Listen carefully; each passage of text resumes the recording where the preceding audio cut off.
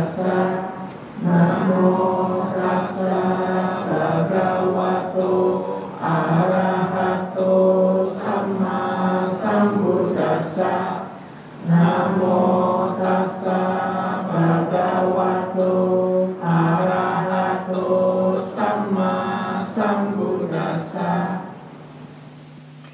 Suki Hontu, semoga berbahagia semuanya. Bagaimana pelajarannya? Sudah hafal kan? Nama-nama cetasika?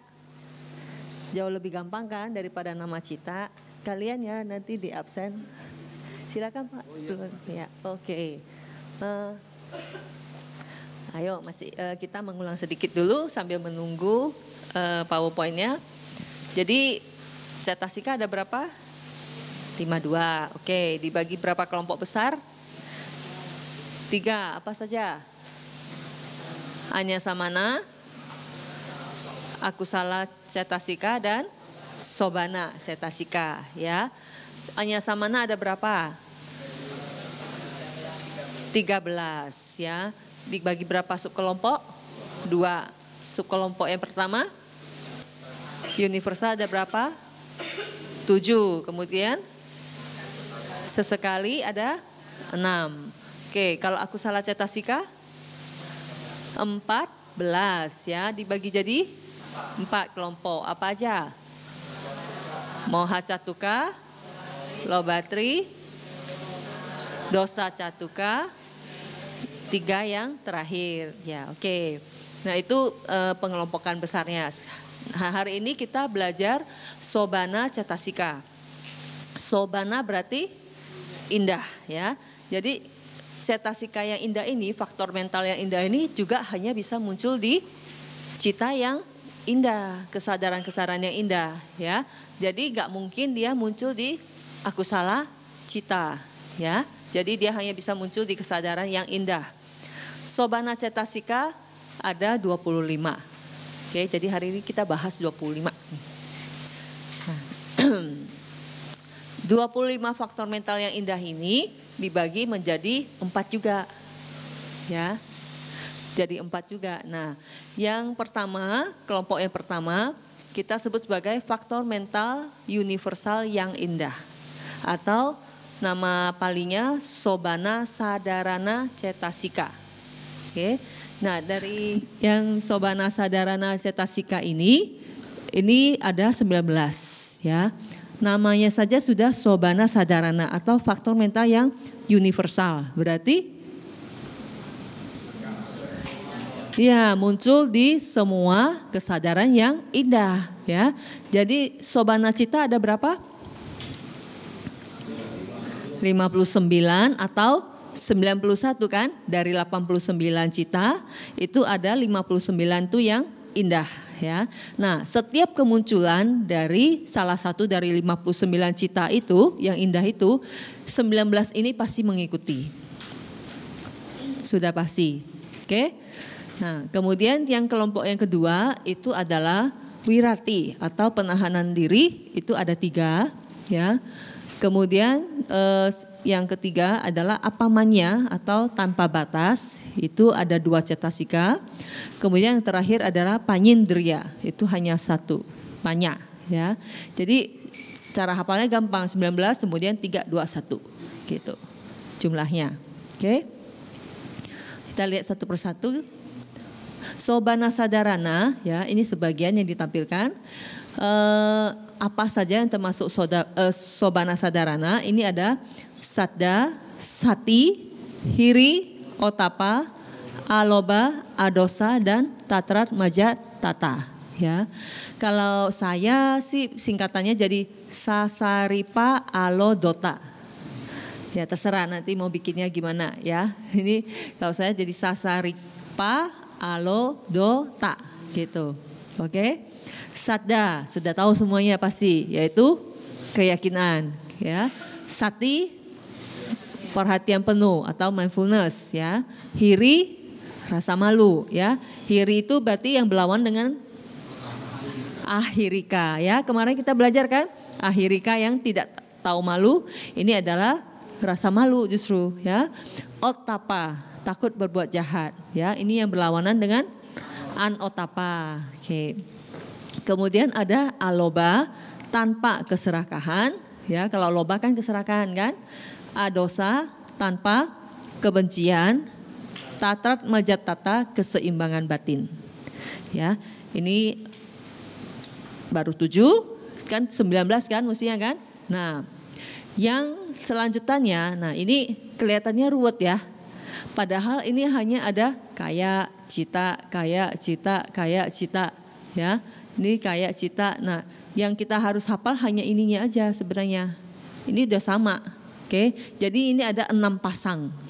Ya, kita sebut sebagai ada 6 pasang faktor mental. Ya, kaya pasadi, cita pasangannya cita pasadi. Oke, kaya lahuta, cita lahuta. Kaya muduta, cita muduta. Kaya kamanyata, cita kamanyata. Kaya pagunyata, cita pagunyata.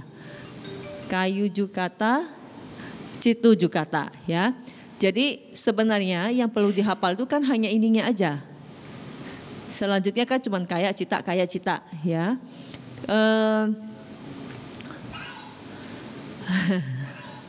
Halo. Ini telepon ke sana ya, ke belakang. Nah, cara menghafalnya kalau kami dulu disingkatnya menjadi palamuka pagu uju gitu. Palamuka pagu uju gitu ya. Tapi kalau misalnya nanti bisa bikin sendiri singkatan nggak masalah ya. Boleh sharing juga ke teman-teman. Oke. Nah, kita lihat ini kalau pasadi diterjemahkan sebagai ketenangan, sedangkan kalau lahuta keringanan, muduta lunak ya.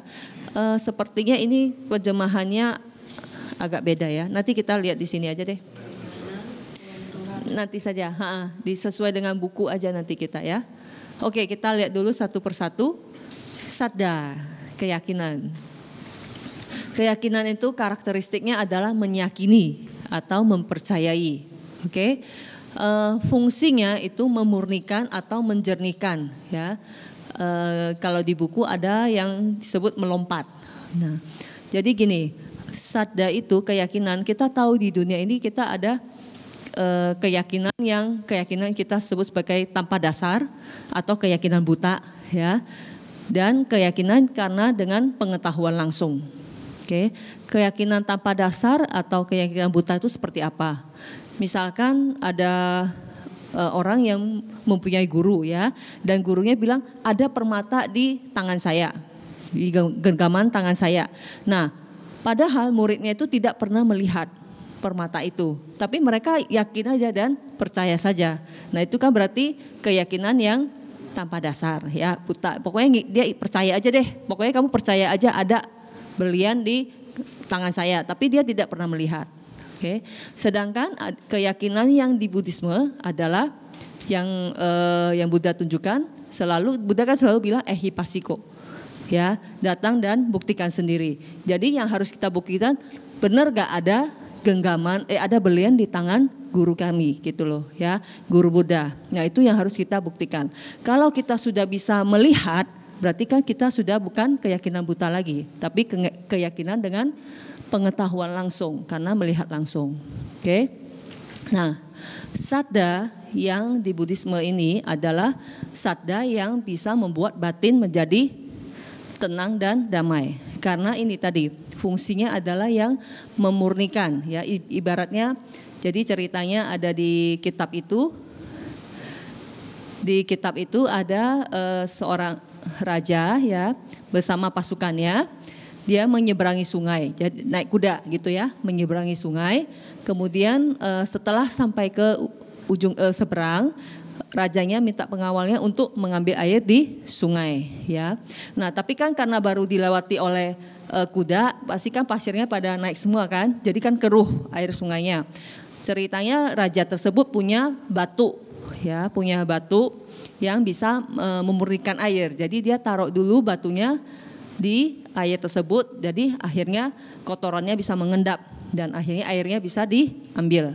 Nah, saddha itu bagaikan batu permata tersebut ya, yang bila kalau muncul di batin kita itu justru kotoran batin kita itu akan mereda. Ya, sadda yang kuat itu bisa menekan rintangan batin. Sadda muncul di batin kita, itu sebenarnya batin kita itu murni. Saat muncul ya, saat dia muncul, batin kita itu murni. Kotoran-kotoran batin itu seperti mengendap gitu loh. Tapi belum hancur tentu ya, mengendap gitu. Nah, itu yang sadda yang ada di Buddhisme ya. Jadi bukan keyakinan yang menyakiti makhluk lain ya. Jadi kalau kadang keyakinan buta itu kan bahaya ya, bisa menyebabkan seseorang itu menjadi fanatik ya, dan akhirnya dia menganggap semua harus sama dengan kepercayaan dia dan bisa menyakiti makhluk yang lain. Nah, itu tidak ya. Kalau misalnya kita fanatik terhadap Buddhis dan kalau misalnya ada yang menjelek-jelekan terus kita marah, nah itu sadda kita bukan yang ini. Gitu loh ya, bukan yang sesuai dengan ajaran Buddha ya. Jadi saat sadda kita muncul itu pasti tidak ada kemarahan, tidak ada kebencian ya. Yang ada hanya ada cinta kasih dan faktor-faktor mental yang baik, karena sadda ini adalah cetasika yang baik gitu. Cetasika yang baik kan tidak bisa muncul dengan cetasika yang tidak baik. Gitu kan aturannya kan. Jadi makanya saat sadda itu muncul gak mungkin ada kemarahan. Gitu. Oke?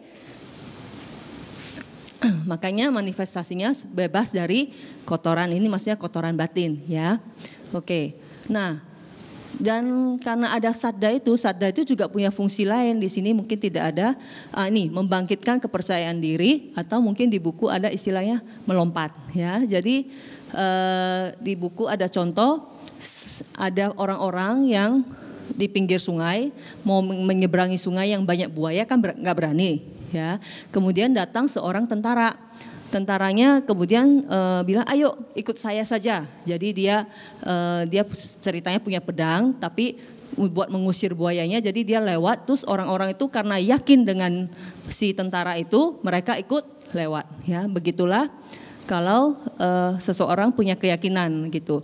Tadinya yang tidak berani, karena dia yakin, ada keyakinan, akhirnya berani melakukan. Jadi sadda itu juga yang membuat kita itu berani melakukan sesuatu yang sulit. Misalnya menjadi samanera ya, atau misalnya berdana ya. Berdana itu juga butuh sadda. Kalau tidak ada sadda pasti kita kadang tidak rela kan untuk berdana gitu. Jadi sadda itu ibarat tangan juga. Jadi membuat kita itu bisa melakukan hal yang sulit gitu ya. Oke, makanya bisa mengambil keputusan. Sebab terdekat, gimana caranya sadda itu muncul? Kalau memang ada objek yang bisa memunculkan keyakinan, misalnya Buddha, Dhamma, dan Sangha. Nah, apakah yang lain, aliran yang lain itu tidak ada sadda?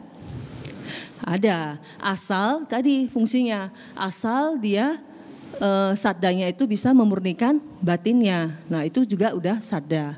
Ya, jadi di kitab komentar menuliskan kalau di kitab komentar memang menuliskan sadda terhadap Buddha dan Sangha. Tapi kalau kita lihat dari fungsinya sebenarnya ya sama aja, asal kepercayaan dia, keyakinan dia itu membuat dia batinnya murni. Itu juga sadda, ya. Oke. Kemudian ada faktor-faktor sotapati. Nah, apa itu faktor-faktor sotapati? Ada 4. Yang pertama, berkumpul dengan orang yang baik atau bijaksana, ya. Karena kalau kita berkumpul dengan orang yang bijaksana, kita akan mendapat dhamma yang baik, kan begitu ya. Jadi faktor sotapati.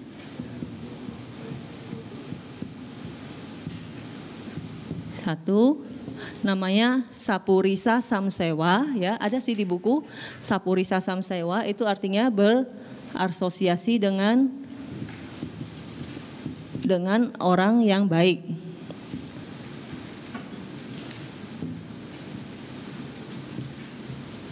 Oke, yang kedua adalah mendengarkan dhamma yang murni atau sat dhamma sawana.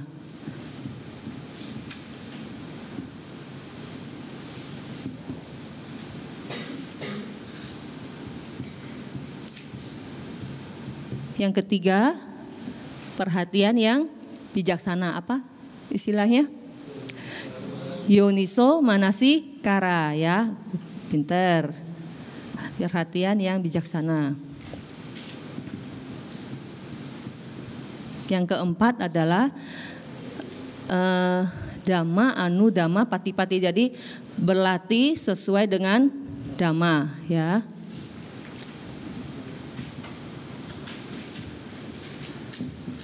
Nah, ini adalah faktor-faktor untuk mencapai sotapanna, gitu ya. Ini yang juga adalah faktor-faktor yang bisa memunculkan saddha, keyakinan. Oke, kita lanjut. Itu adalah saddha, keyakinan, ya. Jadi sebenarnya penjelasan di buku itu masih banyak, panjang lebar, ya, dan sangat menarik. Semua udah dapat buku kan, ya? Buku bab 2? Oh, belum, ya. Nanti coba kita lihat masih ada atau tidak, ya. Oke. Nah, itu saddhanya panjang sekali, boleh dibaca, ya. Kemudian kita lihat sati. Oke. Nah, sati perhatian penuh.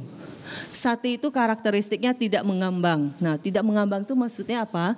Jadi sati itu dia bisa melihat objek itu sampai sedalam-dalamnya. Jadi bukan hanya permukaannya saja.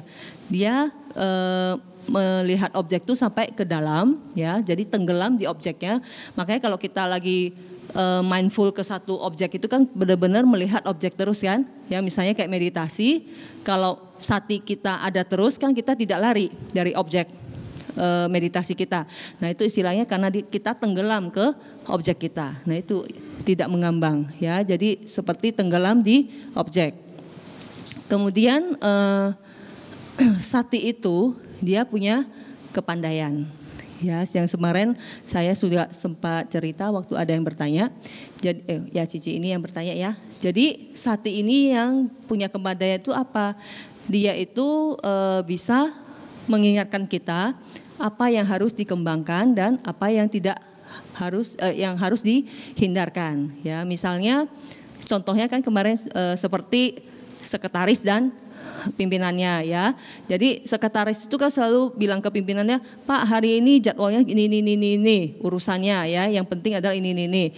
Nah, oke, kalau saat dia ada pemimpinnya, bosnya dengerin, ya. Tapi kalau begitu sekretarisnya udah keluar, mungkin beberapa saat kemudian pemimpinnya, bosnya itu udah lupa, ya. Kemudian dia mengurus urusan yang lain gitu, yang tidak penting. Nah, itu makanya sati itu berfungsi untuk mengingatkan, ya. Dia harus mengingatkan, dia yang mengingatkan si Cita, Cita ayo ke objek ini, jangan ke objek yang lain. Jadi saat meditasi sebenarnya kayak anapana sati, anapana kan nafas, ya, sati. Nah, sebenarnya kita mau ngapain sih anapana sati itu? Kita mau mengembangkan sati kita. Kita maunya supaya sati kita itu jangan pergi, karena begitu dia pergi kan citanya nanti akan kemana-mana lagi, ya. Jadi kita mengembangkan, menguatkan si sati supaya dia hadir terus. Dengan sati hadir terus, maka kita akan selalu terpusat ke objek meditasi kita, ya. Dan sati ini juga pandainya ya begitu, saat kita meditasi misalnya kita udah keluar, ya, dia akan memanggil, ini udah keluar, balik lagi, ya. Sebenarnya yang mengingatkan itu adalah sati. Dan sati itu juga secara luas, ya, bukan hanya di meditasi, dalam kehidupan sehari-hari itu juga bertanggung jawab terhadap memori kita. Memori apa yang sudah kita pernah pelajari, ya, itu si sati bertanggung jawab terhadap hal itu. Jadi nggak heran kalau misalnya seseorang yang satinya sudah kuat, samadhi dan satinya sudah kuat, dia bisa mengingat sampai kelahiran yang sebelum-sebelumnya. Seperti Buddha, ya. Buddha itu kan satinya berkembang dengan sempurna, makanya bisa mengingat kelahiran yang sampai dari awal ke samsaranya kan, gitu kan. Nah, itu karena sati. Gitu. Jadi makanya dia sebagai untuk memori, fungsinya ya tidak pelupa. Ya, jadi kalau orang yang suka lupa, misalnya baru sebentar, tadi saya mau ngapain ya, gitu kan, suka gitu kan, kadang kan, ya. Nah, itu boleh mengembangkan sati, mindful, gitu, supaya tidak mudah lupa, gitu ya.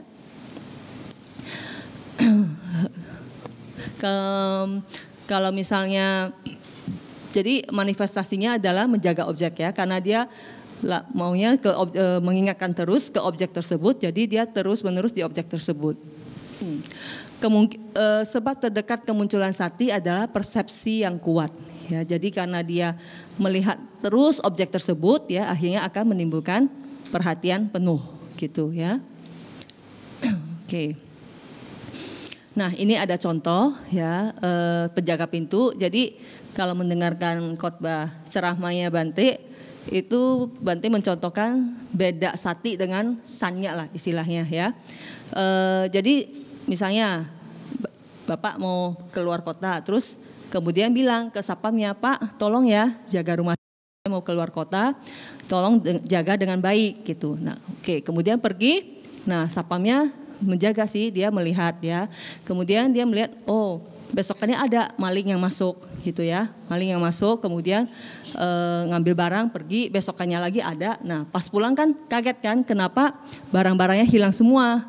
Pasti dipanggil dong penjaganya kan, Pak ini gimana, suruh jaga kok barang-barang hilang semua. Nah bapaknya bilang, saya ini loh, saya benar-benar menjaga loh, saya tahu hari Senin yang ngambil itu adalah orangnya pakai baju hitam gitu ya misalnya.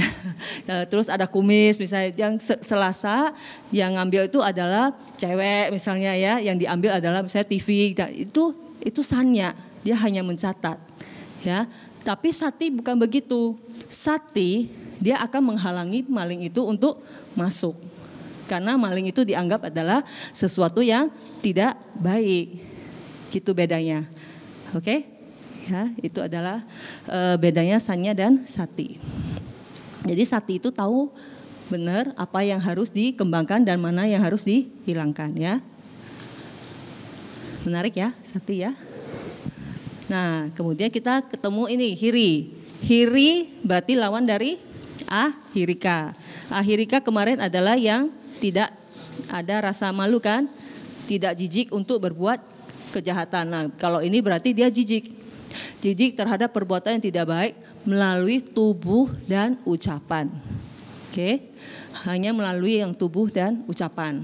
Ya, kemudian fungsinya ya tentu tidak melakukan kejahatan, manifestasi menghindari kejahatan. Sebab terdekat adalah rasa hormat terhadap diri sendiri. Kemarin ahirika kan karena tidak menghargai dirinya sendiri. Ya, nah.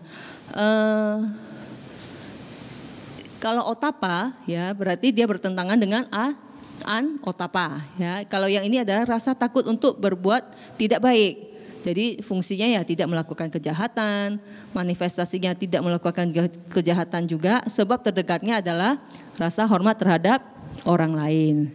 Kemarin anotapa tidak menghormati orang lain gitu ya, jadi berlawanan. Nah, jadi bagaimana sih maksudnya ini rasa hormat terhadap diri sendiri? Kadang kita malu berbuat sesuatu itu kalau untuk hiri itu karena lebih ke faktor internal. Ya, lebih karena menghargai diri sendiri. Contohnya, saat mau melakukan sesuatu yang tidak baik, dia bisa berpikir saya terlahir sebagai manusia di keluarga baik-baik, misalnya ya.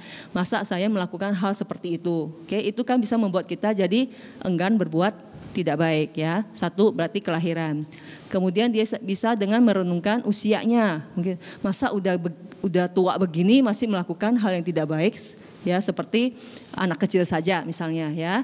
Jadi merenungkan usia. Terus bisa juga merenungkan pendidikannya gitu.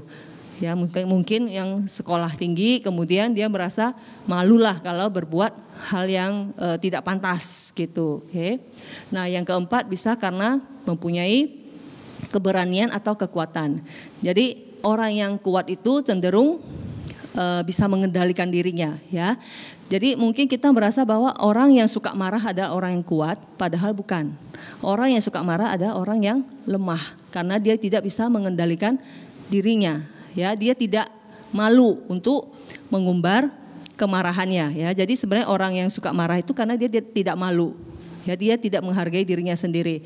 Tapi kalau misalnya orang yang kuat ya dan tahu bahwa perbuatan tidak baik itu jijik untuk dilakukan, nah itu karena ada hiri gitu loh ya. Jadi dengan merenungkan 4 hal itu biasanya orang itu tidak mau melakukan kejahatan. Nah pada saat itulah pasti di batin orang tersebut ada iri, gitu loh ya. Karena dia malu kalau udah tua begini masih melakukan kejahatan gitu. Nah kalau misalnya otapa, nah itu lebih ke arah takut ya. Takutnya bagaimana? Kalau saya melakukan hal yang tidak baik nanti akan dicela oleh orang-orang bijaksana misalnya ya. Misalnya oleh biku atau bikuni atau upasaka upasika.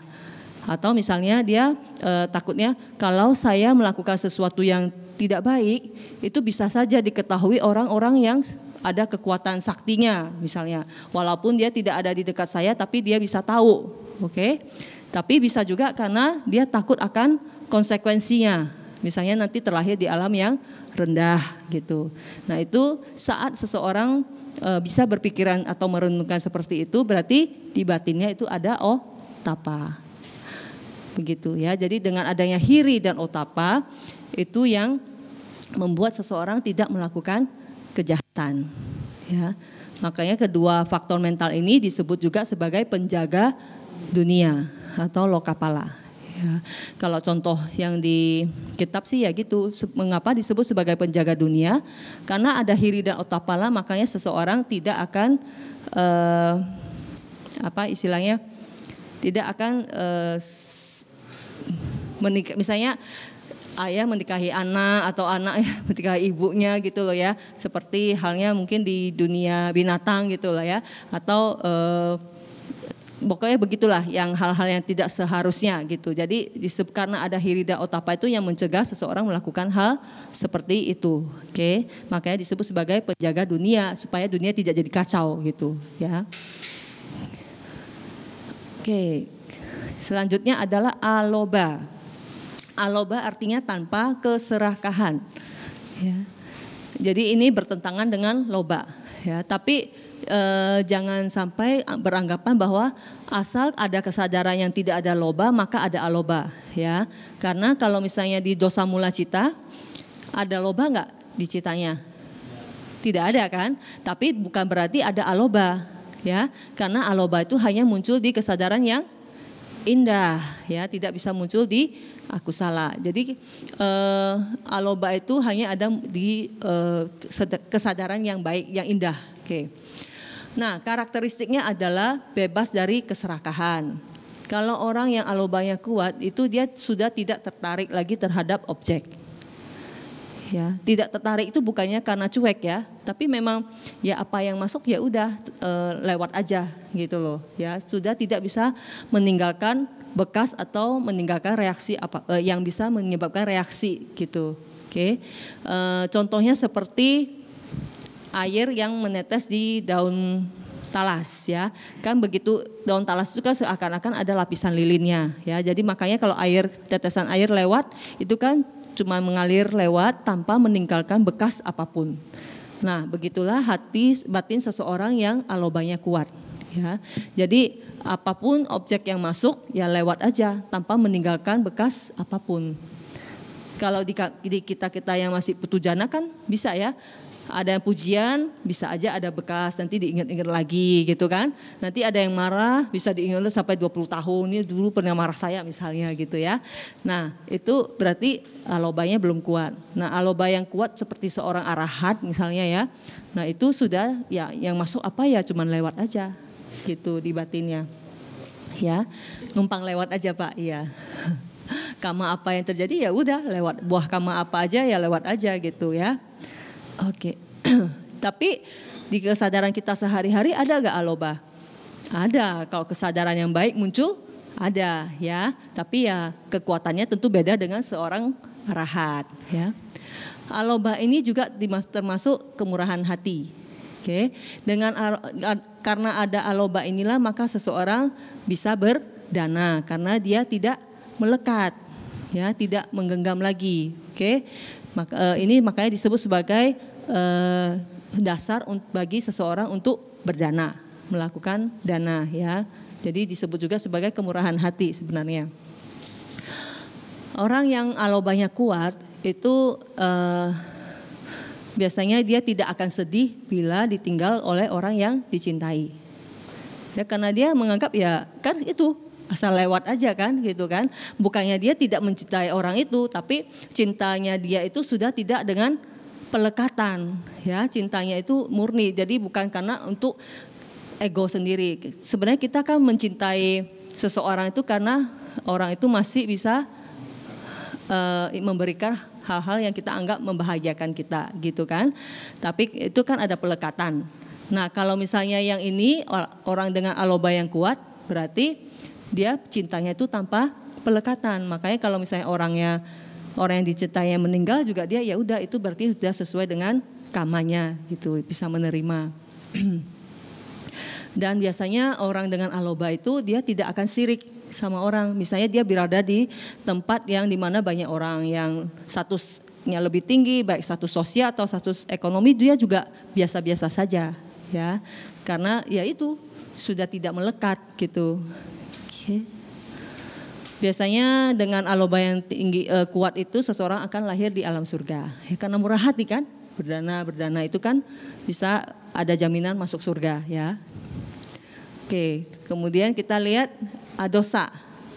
Nah, adosa ini adalah tanpa kebencian, ya. Jadi berlawanan dengan dosa. Oke. Nah, tapi diingat lagi, bukan berarti di kesadaran yang tidak ada dosa pasti ada adosa, ya. Misalnya di loba mula kan tidak ada dosa, tapi tidak ada juga adosa. Oke, sama aja. Nah, yang dosa kan kasar, bengis, ganas, masih ingat nggak? Nah, ini berarti tidak kasar dan tidak bengis, tidak ada pertentangan. Jadi semua orang dia anggap sebagai teman. Seperti kalau kita ketemu sahabat kita yang sudah lama nggak ketemu, itu kan rasanya welcome banget kan, rasa ramah gitu kan. Nah, dia itu ramah sama semua orang. Adosa itu, ya. Jadi orangnya itu sangat menyenangkan, bisa diterima di lingkungan mana saja. Nah, fungsinya adalah untuk melenyapkan kekesalan hati. Contohnya kalau zaman di India dulu ada orang kalau yang lagi stres itu dimasukkan ke ruangan yang diberi aromaterapi cendana. Ya, jadi nanti stresnya hilang. Nah, ibaratnya cendananya itu seperti adosa. Jadi kalau orang yang di batinnya lagi ada adosa, pasti dia lagi tidak stres gitu. Ya, karena kekesalan hatinya itu sedang lenyap. Dengan adanya adosa, seseorang itu tidak akan merasa kesal bila berkumpul dengan orang yang tidak disukai. Karena dia tidak punya lagi orang yang tidak disukai, semuanya dia anggap teman, gitu loh ya. Nah, berarti dia kan universal kan. Kalau misalnya ini berkembang sempurna, akan menjadi meta. Ya, jadi meta itu adalah adosa, cetasika adosa yang berkembang dengan maksimal. Itu adalah meta. Ya, karena dia sama semua orang baik kan, sama semua makhluk juga baik gitu. Jadi itulah adosa gitu ya. Nah, adosa ini kalau kemarin dosa kan dia apa? Fungsinya apa? Membakar landasan hati kan? Ya, membakar kan. Jadi kalau dibakar kan cepat keriput, cepat tua. Nah, kalau adosa berarti anti-aging ini, anti-aging ya. Jadi ini adalah obat awet muda. Oke, jadi kembangkanlah adosa. Nanti semuanya umurnya 25, terus saja 25. Tampangnya aja. Umurnya tetap aja nambah gitu ya. Jadi kembangkanlah adosa. Tidak usah pakai krim anti-aging lagi, mahal soalnya ya. Kalau ini kan gratis nih, tinggal dikembangkan saja. Oke. Nah, untuk orang yang mengembangkan adosa itu biasanya bisa terlahir di alam Brahma ya. Jadi nah, tadi saya lupa kalau aloba itu juga syarat untuk seseorang menjadi sehat. Ya, jadi kalau orang yang mengembangkan aloba, tentu dia kan tidak akan makan berlebih, ya. Dia tidak akan mengejar-ngejar lagi keduniawian yang berlebihan gitu kan. Makanya dia akan hidupnya lebih sehat, gitu ya. Jadi mau sehat kembangkan aloba, mau muda kembangkan adosa. Itulah pentingnya abhidhamma usale. Jadi nggak usah susah-susah kan? Oke, sekarang kita lihat tatra majat tata ya, atau keseimbangan batin. Tatrat Majatata ini dia membawa cita dan cetasika dengan seimbang. Maksudnya apa? Kita tahu bahwa cita muncul selalu dibarengin oleh cetasika, dan cetasikanya kan tidak hanya satu kan, ya, banyak. Nah, Tatrat Majatata ini yang memastikan bahwa cita dan cetasika yang muncul itu bekerja sesuai dengan fungsinya, ya. Tidak ada yang berlebih, tidak ada yang berkurang. Jadi bekerja itu sesuai, jangan sampai ada yang menonjol gitu loh ya. Sama-sama bekerja dengan seimbang sehingga tidak ada kekurangan atau kelebihan. Ya. Fungsinya adalah untuk memotong keberpihakan atau tidak berpihak pada tidak berpihak, netral gitu ya. Makanya manifestasinya adalah netralitas batin. Nah, contoh di kitab komentar itu seperti kusir ya yang kereta kuda ya, yang membawa kereta kuda. Nah, misalnya kudanya ada 6 gitu ya. Dia harus memastikan bahwa kuda-kudanya ini jalannya dengan kecepatan yang sama ya. Jangan sampai ada satu yang mau ke kanan, yang satu mau ke kiri. Kalau kayak gitu kan nggak bisa jalan dong ya. Yang namanya kusir itu kan dia bisa mengatur supaya kudanya itu semua jalan ke arah yang dia mau ya, dengan kecepatan yang sama. Bayangkan kalau misalnya ada yang terlambat, ada yang lebih cepat, kan nggak bisa, nggak seimbang ya. Jadi dia harus mengatur supaya itu kudanya kecepatannya seimbang dan arahnya sesuai. Setelah itu kan dia tinggal nyantai-nyantai aja kan gitu. Nah itu seperti itu.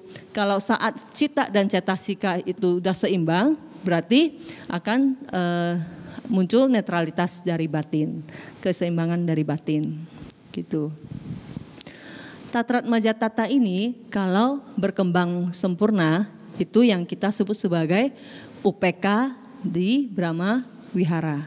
Bukan UPK Wedana ya, beda ya. Walaupun istilahnya sama memakai UPK, tapi ini adalah UPK yang di Brahma Wihara. Sifat kediaman luhur ya. Kan ada 4 kan? Brahma Wihara itu ada metta, karuna, mudita dan UPK ya. Sekarang kita sudah tahu metta itu dari mana tadi? Adosa. Metta itu sebenarnya adosa yang maksimal ya. Sedangkan UPK adalah Tatrat Majatata yang berkembang maksimal. Gitu. Di kita di kehidupan sehari-hari muncul enggak Tatrat Majatata? Muncul kalau kita memunculkan kesadaran yang indah. Gitu ya, karena dia kan termasuk yang 19 yang selalu muncul di semua kesadaran yang indah. Ya, jangan bingung. Oke. Nah, sekarang yang 6 pasang. Yang 6 pasang ini tadi yang awalnya pasadi. Pasadi itu adalah ketenangan, ya. Nah, kaya ini tubuh di sini yang disebut sebagai kaya bukan tubuh jasmani, tapi tubuh mental, ya. Apa sih tubuh mental itu? Kita lihat. Masih ingat pancakanda apa saja? Pancakanda?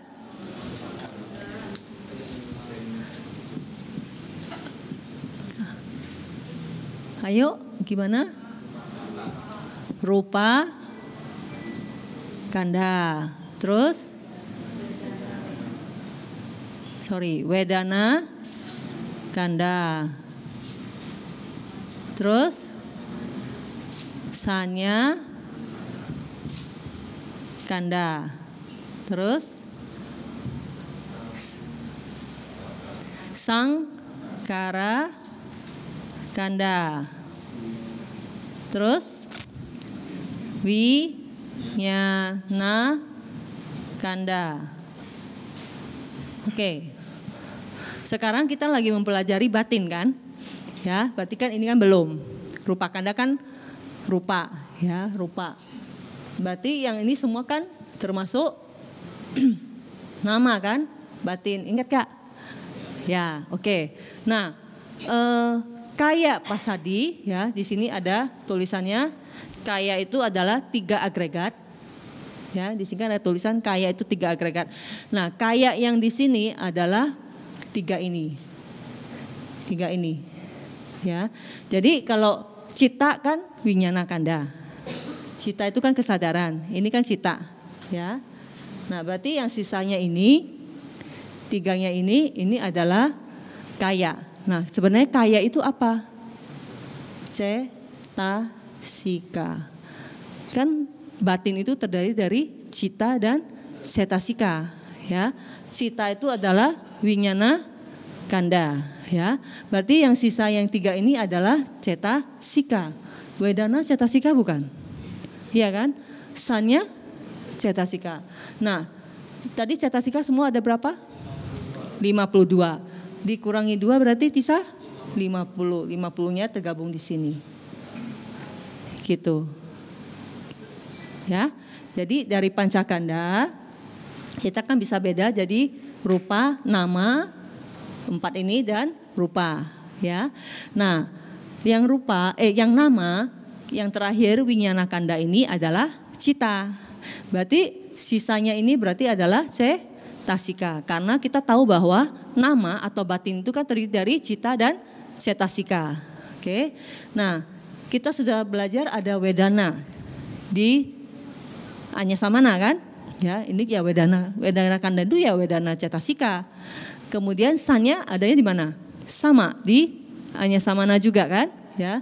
Jadi ini adalah cetasika juga. Nah, sisanya yang 50 itu tergabung di sangkara kanda. Jelas ya? Jadi yang di sini yang disebut sebagai kaya, ini ya 3 agregat ini. Kanda kan agregat terjemahannya, ya. Jadi 3 ini yang kita sebut sebagai kaya. Oke, sedangkan yang citanya ya ini, cita gitu.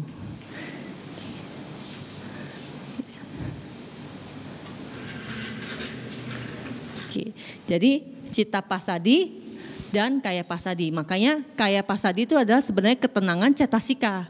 Ya, tubuhnya itu bisa diterjemahkan sebagai ketenangan faktor mental, ya. Kemudian cita pasadi ya ketenangan dari cita kan. Nah, karakteristiknya pasadi itu adalah ketenangan. Jadi dia meredakan ketegangan atau tekanan pada, kalau kaya berarti pada faktor-faktor mental, kalau cita berarti pada kesadaran, gitu loh ya. Fungsinya menghancurkan ketegangan dan tekanan pada faktor mental dan kesadaran. Oke. Nah, maksudnya apa sih ketegangan itu? Saat batin kita penuh dengan kotoran batin, penuh dengan kilesa, terutama udaca, ya. Udaca itu kan membuat batin kita bergejolak kan, ya, bingung kan?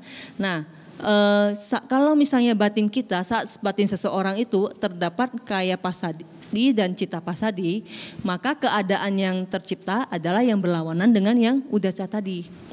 Tadi kan dia bergejolak, ya, tapi yang ini justru tenang, batinnya tenang. Jadi kaya pasadi dan cita pasadi ini dia berlawanan dengan udaca, gitu loh, ya. Jadi keadaannya seperti itu, keadaan tenang. Jadi beda dengan keadaan udaca, ya. Udaca kan bingung kan dia kan, seperti air yang ditiup angin kan, bergejolak kan, batinnya bergejolak gitu. Nah, kalau misalnya pas saat 2 cetasika ini muncul, maka batin kita itu tenang. Itu akan terasa kalau orang yang meditasi, saat meditasi itu sudah bisa diam ke objek, itu akan dirasakan ketenangan, ya. Nah, saat itulah ini sedang muncul, gitu loh. Oke.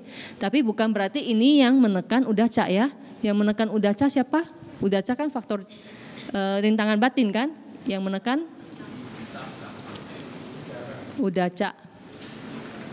Udaca bareng kukuca kan, ditekan oleh suka, faktor jana suka. Ya. Kalau witaka kan tinamida yang ditekan, ya. Oke. Nah, yang selanjutnya adalah kaya lahuta dan cita lahuta. Sama ya, kayanya berarti yang cetasika, cita yang kesadaran. Lahuta diterjemahkan sebagai peringanan, ya. Jadi dia meringankan atau menghancurkan faktor mental atau kesadaran yang berat. Ya, jadi kalau misalnya kedua faktor mental ini muncul, maka batin kita akan menjadi ringan. Ya, karena yang berat-beratnya dihancurkan. Kenapa batin bisa berat? Kalau batin berat itu pada saat muncul si tina dan mida. Ya kan kemarin kan batinnya mau melakukan apa aja susah kan? Ya karena berat. Nah ini keadaannya ini berlawanan dengan tina mida. Jadi saat ini dua muncul, keadaannya adalah batin kita jadi ringan. Jadi dia berlawanan dengan keadaan tina mida. Oke. Kenapa batin mesti ringan? Batin yang ringan itu justru batin yang mudah untuk diajak untuk memperhatikan objek.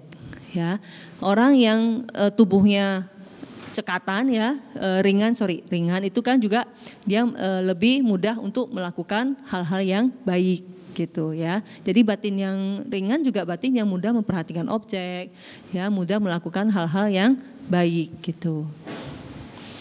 Ini sebab terdekatnya semua sama, yaitu 3 agregat, yaitu cetasika dan cita ya.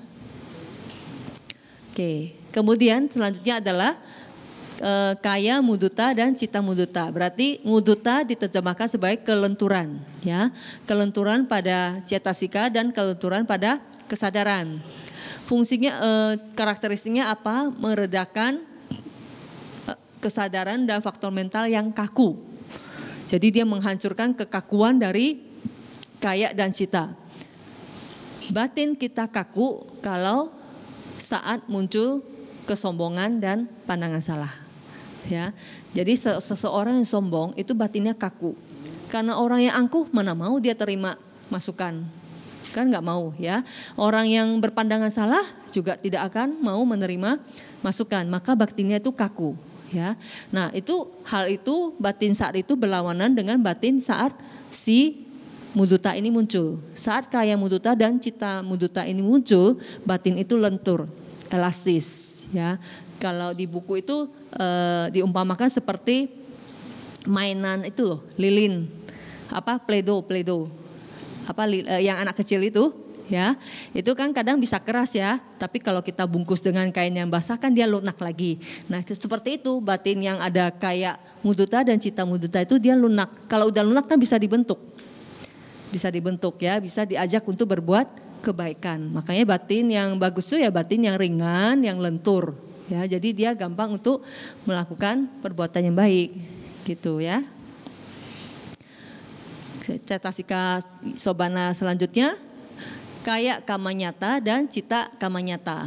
Ya, kamanyata ini diterjemahkan sebagai kecekatan. Jadi kalau ada kedua faktor mental ini, batin kita itu cekatan, ya. Dia menekan ketidakcakapan di kesadaran dan di faktor mental, oke, menghancurkan ketidakcakapan di keduanya. Nah, ketidakcakapan itu maksudnya batin itu tidak cekatan bila apa? Bila selalu mengejar hasrat indrawi, ya. Jadi kalau batin yang selalu mengejar kesenangan objek-objek panca indera itu kan dia tidak akan terpikir untuk berbuat kebaikan, ya kan? Kalau kita selalu mengejar mau objek mata yang baik, mau baik yang bagus, yang indah, mau mendengar suara yang indah, ya, mau makan makanan yang enak misalnya, itu kan kita akan lupa untuk berbuat kebaikan, ya. Jadi kalau misalnya kedua cetasika ini muncul, itu akan berlawanan dengan kama canda, ya. Kama canda itu apa? Hasrat indrawi, ya. Jadi hasrat kita untuk mengejar objek-objek indrawi. Kama canda itu kan suatu rintangan batin, ya, pancaniwarana, oke. Nah, saat kama canda itu muncul, kita akan selalu mengejar objek indrawi. Nah, kalau selalu kemana-mana, berarti kan batin kita itu tidak akan memikirkan untuk berbuat hal yang baik, ya. Jadi keadaan ini yang berlawanan dengan kama canda, ya. Tapi bukan dia yang menekan, ya. Ingat ya. Yang menekan kama canda siapa? Ekagata. Pinter, Pak.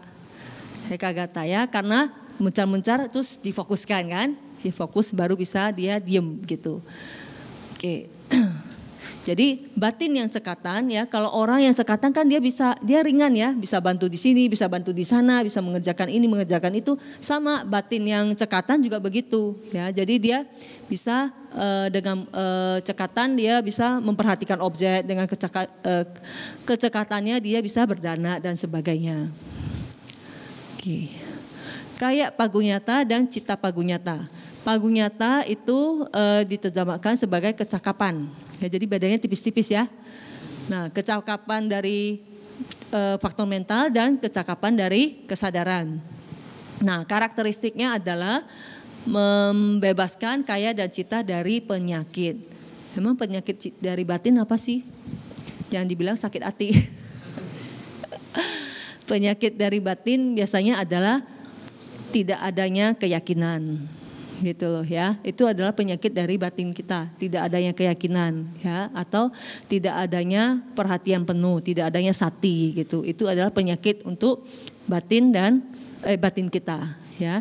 Jadi dua cetasika ini berfungsi untuk supaya batin kita itu jangan sampai tidak ada sadda ya, tidak ada sati, tidak ada cita kasih gitu loh ya.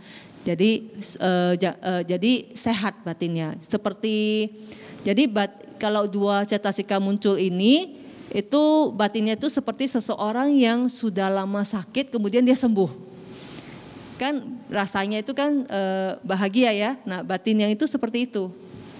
Gitu ya. Jadi suasana yang batin yang tercipta itu seperti itu. Jadi seperti seseorang yang baru sembuh dari penyakit yang sudah lama gitu. 6 pasangan yang terakhir ini adalah kaya uju kata, tapi disambung jadi kayuju kata. Oke, sebenarnya dari dua kata kaya sama uju kata. Kalau ini adalah cita dengan uju kata, ya. Uju kata sendiri artinya kejujuran. Kalau ini udah gampang ya, berarti ini dua cetasika itu membuat batin kita menjadi jujur, ya.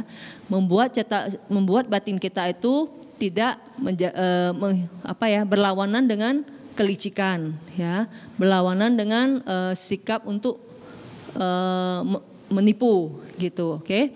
Jadi kejujuran dari batin kita ya. Jadi karakteristiknya menegakkan kebenaran, menghancurkan kebengkokan ya, manifestasinya tidak bengkok. Nah, orang yang bengkok ya, orang yang bengkok atau tidak jujur itu ada yang kayak begini, misalnya dia sudah berbuat jahat tapi dia bilang saya tidak melakukannya, berarti dia berbohong ya. Tapi bisa juga dia bilang saya sebenarnya takut loh berbuat jahat padahal dia sudah melakukan ya. Ada juga yang lebih licik lagi, dia malah pura-pura bilang siapa sih yang tidak takut berbuat jahat. Nah, itu adalah orang-orang dengan batin yang bengkok. Ya, tapi kalau misalnya batin kita sedang muncul kedua cetasika ini, batin kita itu akan lurus, tidak akan bengkok. Jadi jujur, batin kita akan jujur. Makanya dia termasuk ke sobana cetasika, ya. Jadi yang indah gitu ya. Oke. Lanjut ya. Kan 25 soalnya. Ini kita udah sampai 19 ya. Jadi sampai ke citu uju kata ini ya, kita sudah mempelajari 19 cetasika yang indah yang tergabung dalam kelompok yang universal atau sobana sadarana yang selalu muncul di setiap sobana cita. Sobana cita contoh aja, apa aja sih sobana cita? Sobana cita dari kelompok mana? Kama sobana cita, kama wacara sobana cita, masih ingat gak? Maha kusala, maha wipaka, maha kiriya ya.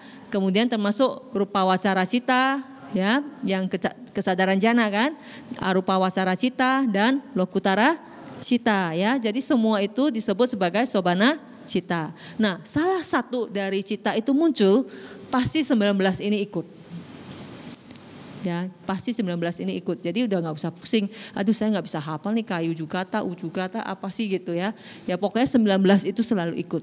Ya, tapi kita harus tahu lah yang termasuk yang indah itu apa aja sih sebenarnya ya. Jangan sampai nanti kirain dosa bisa ikut ke yang indah misalnya ya. Itu kan salah ya. Oke. Nah, itu tadi yang sobana sadarana. Nah, sekarang kita lihat yang wirati, penahanan diri. Nah, kalau yang ini dia tidak harus selalu muncul.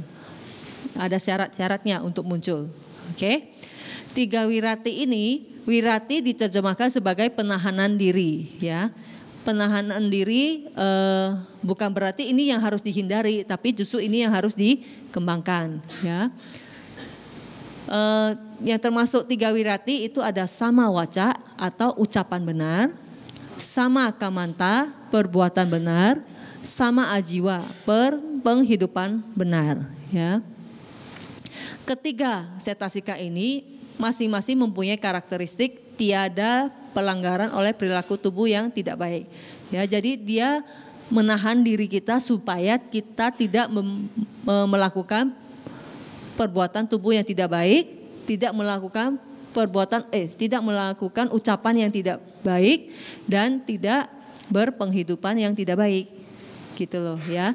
Jadi sama waca itu sebenarnya menahan kita supaya kita berucap yang benar, tidak melakukan ucapan yang tidak benar, ya. Sama kamanta itu menahan kita untuk supaya kita melakukan perbuatan yang benar, ya, bukan melakukan perbuatan yang tidak benar. Sama seperti kama ajiwa. Kama ajiwa itu ini A ya, bukan O ya. A itu berarti menahan kita supaya kita melakukan penghidupan atau mata pencaharian yang benar, ya. Jangan sampai melakukan mata pencaharian atau penghidupan yang tidak benar, ya. Oke, apa aja sih sama waca itu? Jadi fungsinya menjauhi perbuatan jahat, berpantang melakukan perbuatan jahat. Nah, sama waca itu melarang kita untuk apa sih sebenarnya? Dia menahan kita untuk tidak melakukan ucapan yang tidak benar. Yang termasuk ucapan tidak benar apa aja? Berbohong, memfitnah, berkata kasar, dan ya mungkin ini ada yang bilang bergunjing, ya, tapi sebenarnya adalah omong kosong. Omong kosong, ya. Jadi omong kosong itu seperti apa sih? Kalau kita membicarakan tentang film-film, ya, tentang drama Korea misalnya, ya, yang paling hit kan sekarang kan. Nah, jadi saat kita membicarakan tentang film-film begitu tanpa kita sertai dengan dhamma, itu sama aja seperti omong kosong, gitu loh, ya. Nah itu kadang kita nggak ngeh ya. Seperti itu. Jadi ternyata begitu ya. Jadi kalau misalnya kita apalagi kita gosip-gosip artis misalnya ya, dan akhirnya malah makin menjelekkan malah timbul aku salah kama, ya kan, aku salah cita gitu, ya. Oke. Kemudian sama kamanta, ya, itu mengendalikan kita supaya tidak melakukan perbuatan yang tidak benar. Apa aja perbuatan yang tidak benar? Membunuh, mencuri, berzina, 3, ya. Oke. Penghidupan sama ajiwa berarti menahan kita supaya tidak berpenghidupan yang tidak benar. Apa aja yang berpenghidupan tidak benar? Itu ada 5 perdagangan yang dilarang kan oleh Buddha, yaitu menjual senjata, menjual racun, ya, menjual minuman yang memabukkan, ya, kemudian menjual manusia untuk menjadi budak gitu, ya, kemudian menjual hewan untuk disembelih, ya, jadi hewannya untuk disembelih gitu, ya. Nah itu adalah 5 perdagangan yang dilarang. Tapi selain itu juga adalah penghidupan yang mengharuskan kita melanggar sila. Itu juga adalah penghidupan yang tidak benar. Jadi kalau ada yang bekerja dan tiap hari harus berbohong, nah itu sama. Itu adalah penghidupan yang tidak benar. Nah, profesi banyak Pak. Ya begitulah, kita tidak bisa mengibuli lah istilahnya, ya, tidak bisa memanipulasi hukum alam, ya, karena hukum kama itu hukum alam kan. Jadi kalau memang ya gitu, kadang ada bilang kan ini memang profesi, misalnya wartawan dia disuruh bos untuk melaporkan hal-hal yang tidak benar, ya itu pilihan gitu loh, ya. Itu sama, itu berarti penghidupan tidak benar. Oke. Jadi penghidupan tidak benar itu sebenarnya adalah ucapan tidak benar, ucapan tidak benar atau perbuatan yang tidak benar yang berhubungan dengan penghidupannya, ya. Misalkan kalau contoh di buku itu, misalkan raja, ya, seorang raja, dan raja itu kan dia boleh dibilang suka berzina ya misalnya ya. Nah dia berzina itu kan bukan untuk penghidupan dia, ya. Berarti itu tidak termasuk sama ajiwa ya, tapi sama kamanta ya. Maksudnya sorry bukan itu. Berarti tidak termasuk penghidupan yang tidak benar, tapi termasuk perbuatan yang tidak benar. Tapi misalnya nelayan ya, dia memancing ikan ya, ikannya kan mati gitu, berarti kan termasuk membunuh. Nah itu berarti dia termasuk yang penghidupan yang tidak benar ya, bukan termasuk ke perbuatan yang tidak benar. Itu penggolongannya loh, penggolongannya ya, jelas ya. Oke. Nah ini sudah, kemudian apalagi yang penting nanti kita lihat lagi. Oke, selanjutnya adalah apamannya. Nah, apamannya itu adalah tanpa batas, ya, tanpa batas. Hanya ada dua cetasikanya, yaitu karuna dan mudita. Oke, nah ini karuna dan mudita ini termasuk dalam sifat kediaman yang luhur juga kan, Brahma Wihara juga kan. Tadi udah ada metta, udah ada upeka. Nah, inilah karuna dan muditanya, ya. Tadi metanya dari mana? Sama dengan cetasika yang mana? Adosa. Tapi ada syarat, yaitu kalau berkembang maksimal ya. Kalau UPK tatrat maja tata, yang berkembang secara maksimal ya. Oke. Nah, karuna, belas kasih, semua pasti udah tahu ya. Karakteristiknya adalah mengembangkan kualitas dalam menghilangkan penderitaan ya. Jadi fungsinya tidak tahan melihat penderitaan makhluk lain. Oke, jadi sebab manifestasinya adalah tanpa kekejaman. Sebab terdekatnya adalah kalau melihat ada objek yang menderita. Ya, jadi karuna itu biasanya muncul kalau kita melihat ada objek yang menderita, ada makhluk yang menderita. Ya, dan jangan disamakan karuna itu dengan rasa kasihan yang disertai kesedihan ya, karena karuna itu hanya kalau misalnya kita melihat objek yang menderita kemudian membuat hati kita bergetar, itu berarti karuna kita sudah muncul. Tapi kalau misalnya sampai membuat kita merasa sedih, itu gagal karunanya, karena sedih adalah dosa, domanasa kan, rasa sedih itu domanasa. Berarti yang muncul bukan karuna lagi, bukan cita yang baik lagi, sudah ke akusala cita gitu ya. Jadi makanya karuna itu punya istilahnya musuh dekat dan musuh jauh ya. Musuh dekatnya apa? Itu rasa sedih gitu loh ya. Karena kadang kita kan berasa belas kasih itu harus mengasihani itu sampai ikut menangis misalnya gitu. Padahal bukan, itu adalah suatu karuna yang gagal. Cukup kita berasa hati kita bergetar, itu sudah ada karuna ya. Kalau kita bisa saja secara pasif, yaitu berbelas kasih saja, atau bisa membantu, lebih bagus kita membantu makhluk itu supaya keluar dari penderitaan ya. Tapi walaupun gagal, kita bersedih, berarti karunanya gagal lagi ya.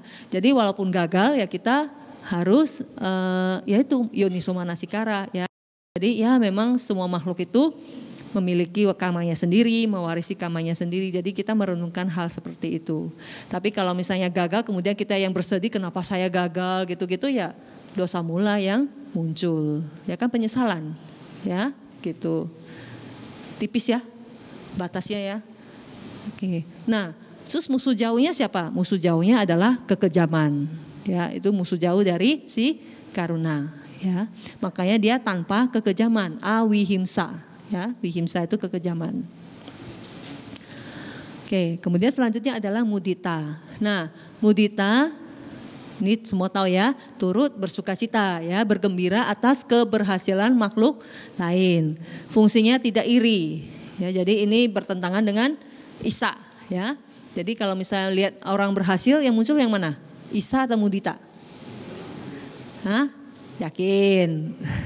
Tergantung siapa yang berhasil dulu. Kalau yang berhasil anak saya, mudita gitu ya.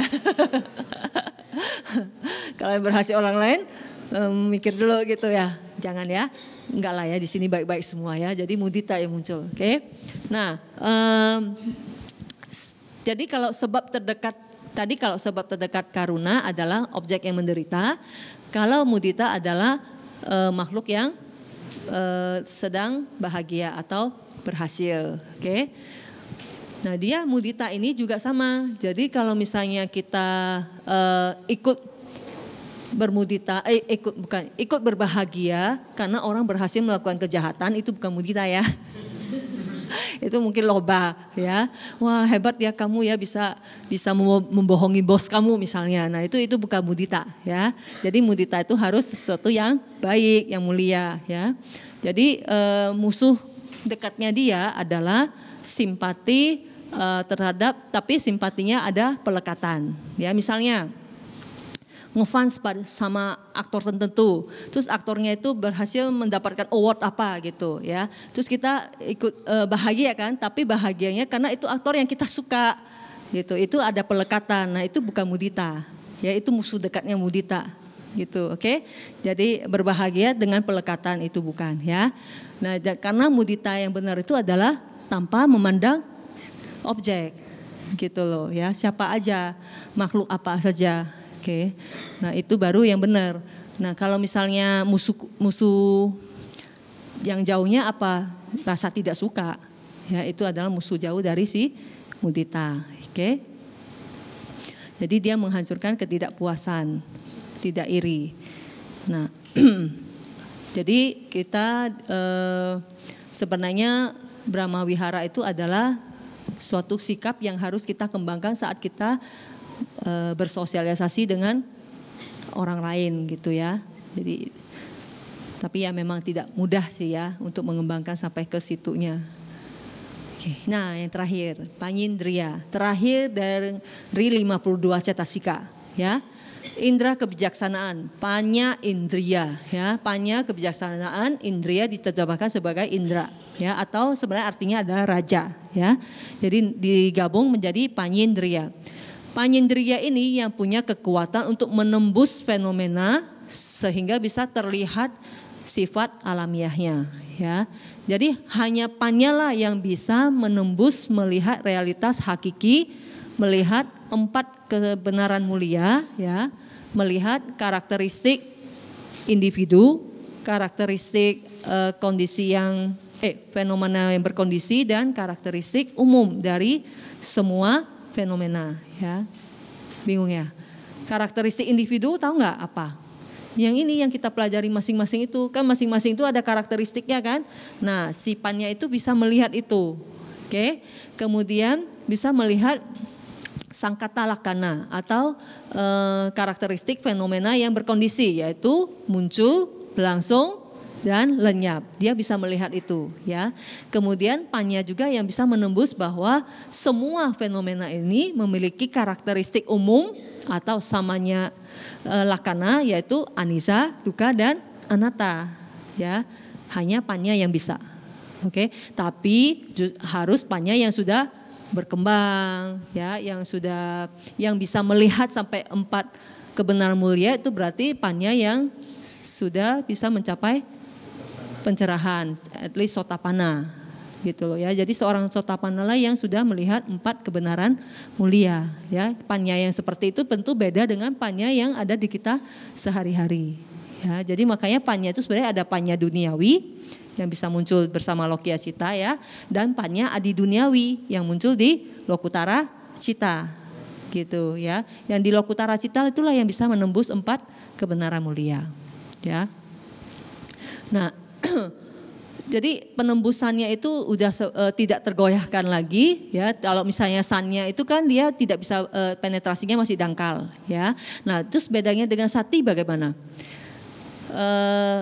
Kita sebenarnya seseorang kalau dia pannya itu dia tidak bekerja sendiri ya, pasti dia dibantu oleh sati dan samadhi. Ceritanya seperti mengupas bawang ya kan, Bante pernah ceramah. Bawang itu kalau orang dengan samadhi yang kuat, jadi konsentrasi yang kuat ya, kemudian sati itu dia seperti yang membuka lembaran kulit bawangnya satu persatu. Begitu dia buka, panyanya nembus melihat. Dia buka lagi lapisan yang lebih dalam, panyanya nembus lagi. Ya, kemudian dia buka lagi, si satinya yang membuka, si panyanya yang melihat sampai ke yang paling dalam. Gitu loh.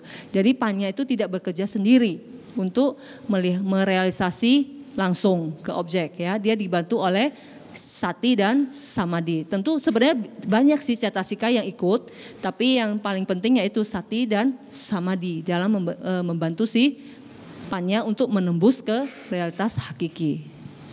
Gitu. Ya, keren ya. Jadi apa? Three Musketeers. Sebenarnya sih banyak ya, banyak cetasika yang mengikuti. Oke. Nah, sebab terdekatnya yaitu perhatian yang bijaksana, ya. Jadi kita sedang belajar dhamma begitu, sebenarnya kita juga mengumpulkan panya, ya, mengembangkan panya, gitu ya. Tapi panya yang kita kumpulkan ini kan masih bersifat duniawi, belum yang merealisasi langsung, gitu. Oke. Oke, ya, jadi hari ini kita selesai 52 cetasika. Oke, dan besok kita baru mulai ke yang udah lebih seru besok ya. Kita ke metode yang gabungan ya. Sebenarnya misalnya Witaka itu dia bisa munculnya di cita yang mana aja sih gitu ya. Kemudian nanti besokannya lagi kita belajar cita yang ini dia bisa menerima cetasika yang mana saja gitu. Oke.